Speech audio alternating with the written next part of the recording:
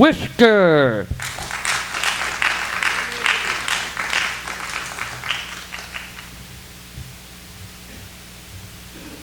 Thanks, James.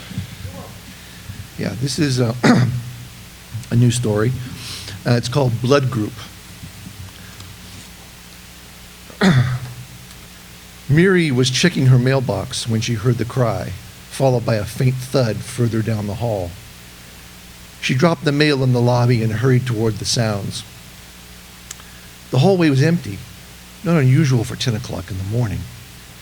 She was one of the few tenants in the building that worked nights and had just come off a grueling 15-hour shift at the hospital. The sounds had come from Mr. Beck's apartment. His door was ajar, so she tried entering but was blocked by his body on the floor. She peered inside before trying to shove the door open. He was lying in a fetal position, dressed in an undershirt and pajama bottoms, clutching his chest in agony. She pushed inside. "Mr. Beck," her voice was sharp to cut through the pain. "I'm here to help. Can you hear me?" Beck nodded, then groaned, rolling on his back. His breath came in short gasps. She had never seen him look so frail. In fact, Miri had never thought of him as frail at all, even though the consensus in the building was that he was in his late 80s at least. Mr. Beck had always seemed hale enough to her. The few times she had seen him walking on the street, he had been tall and erect, posture perfect, not needing the walking stick he carried. She imagined him as having been strong and vigorous as a youth. Until now, she had never seen him dressed in anything but an elegant gray suit with a crisp white shirt and tie and a great woolen coat when it was cold. His gait was dignified, slowed only perhaps by a touch of arthritis. She pulled off her coat and knelt beside him, wadding it up under his head. He looked at her, pure blue eyes pleading. "Bitte," he whispered. "Don't worry," she said. "I know what to do." His eyes squeezed shut from a pain spasm, then relaxed suddenly. Miri reached out to his neck to check his pulse. It was rapid, probably from adrenaline, but regular. His morning stubble was surprising. In their few encounters, Miri had never seen him unshaven. She remembered liking his fastidiousness, smelling only of soap as he passed by in the hall or when he stood next to her at his mailbox. He rarely spoke, and then only to reluctantly exchange pleasantries in a heavy European accent. Mrs. Gutierrez said he may have been German or Czech. Nobody knew. She thought he had been a precision machinist. His wife had passed away years ago. There wasn't anything more Miri could do before calling for help, but she wanted to make sure he was comfortable before she retrieved her phone from her purse, which she had dropped on the floor just out of reach. "I'll be right back, Mr. Beck," she said. "I just have to get my phone to call for help." She leaned across him to adjust her coat behind his head, and as she did so, her gold necklace with a Star of David medallion slipped out from inside her nurse's scrubs and swung close to Beck's face. He stiffened beneath her, and Miri, alarmed, looked at his face. He was trying to speak. "What is it, Mr. Beck?" she asked. His lips drew back. "Dreckige Juden," he hissed. Then he spat in her face. Miri reared up, more in surprise and shock than disgust. She'd seen and experienced far worse in the ER. So that's the way it was, she thought. Yet he had always been polite the few times they had spoken. Perhaps having a Swedish father had enabled her to fly under this nasty old anti-Semite's Judar. Saying nothing, her training kicking in now, she calmly wiped her face with a sleeve and started to look for her phone. It was time to call 911. She almost missed the small black tattooed letters there on the inside of his left arm, near the armpit. AB. She knew what those letters meant. Every Jew did. They were his blood type, his mark of Cain. This was no run-of-the-mill anti-Semite she was trying to save. He was old school, the real deal.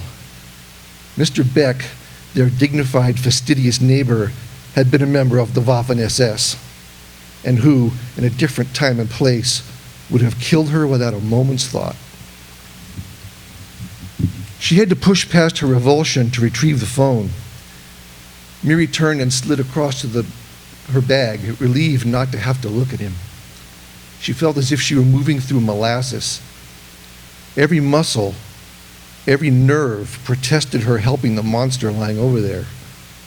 But part of that was exhaustion, too. She had spent the last 15 hours in the NICU working to save a preemie crack baby born that night.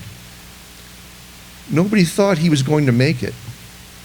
She had watched over him, tiny, scrawny, nearly hidden by the mass of tubes and wires, his entire life so far measured only in hours, and defined by struggle no innocent human being ever deserved to face. Miri nicknamed him Rocky.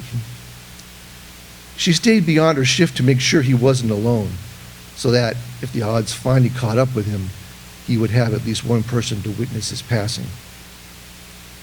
"Don't worry," she had cooed to him. "I'm not leaving you."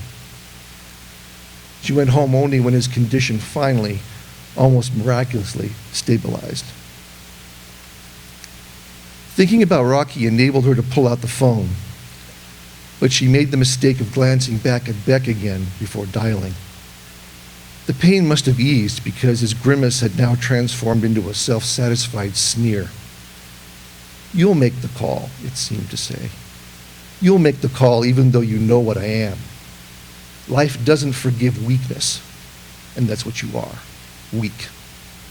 You all were."